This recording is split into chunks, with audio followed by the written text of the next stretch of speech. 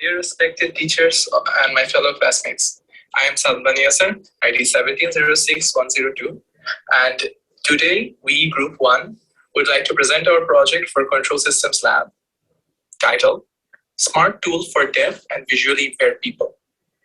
Joining me are my fellow lab partners of Group 1, ID 99, 100, 101, 102 myself, and 109.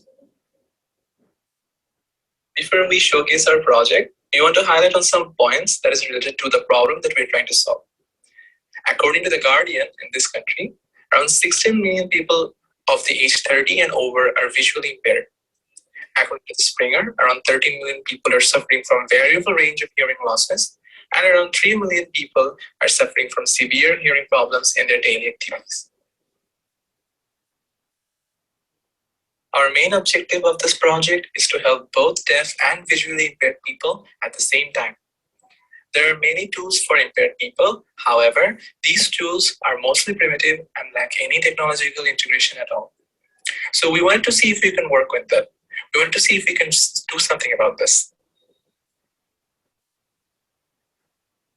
In this project, we implemented distance sensor to detect obstacles and neutralizer buzzer and vibration motors to give tactile and auditory feedback to the deaf and visually impaired. Moreover, we used face detection to help distinguish between person and objects. To analyze the health of the person, we used ECG sensors. For a long-term observation of coronary health, we also used a deep learning-based method to detect anomalies.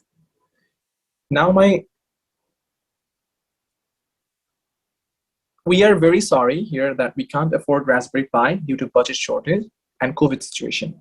So we do the hardware and software part separately with artificial intelligence.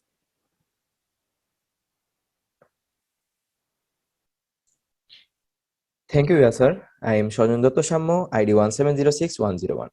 This is our charging components. Here we will use our normal phone charger to charge up the device and a TP4056 IC to save our device from overcurrent and over voltage. We will use 18650 lithium-ion battery and a 5-volt linear voltage regulator to power up our device. Here we can see our core hardware components: vibrational motor, sonar, logic ICs, temperature and humidity sensor, and mostly important, Arduino. This is our charging mechanism. Is so much simple that anyone can use it. Battery is used for energy storage, and this can give a backup time of 8 hours from a full charger. Arduino Uno is our brain of this project. It controls sensors, input output, processing, final output, alert, and healthcare checkup unit. This hardware is used for blind and deaf peoples. They can be aware of any obstacles using this device. Our maximum delay is 1 second, so it can detect high-speed obstacles. Motor is used for blind person, so to alert. Thank you, Shammo. I am Jubair Ahmed, IT 1706099. We used AND gates as an efficient way of using logic gates without using Arduino programming. This can also be used using complex BJTs. Low voltage and current problem is solved using this simple technique. Here is a sample demonstration video. 3. Obstacle on the right side. Next, obstacle in front. Next, obstacle on left side. Buzzer is to notify people to move out, and the vibration motor is for blind user to be aware of surrounding people. Since it is nearly impossible to distinguish between people and objects using the distance sensor alone, we have implemented face detection in this project as well. For fast detection, we used Hertz cascade filter that can detect faces in real time using minimal resources, which makes it ideal for running in devices like Raspberry Pi. Here we show the result of face detection model. To monitor the heart condition, we have utilized an ECG sensor. First, we have connected the ECG sensor wires to our Arduino board, and the ECG leads to our body as per the specification. Then we observe the sensor output in the serial monitor.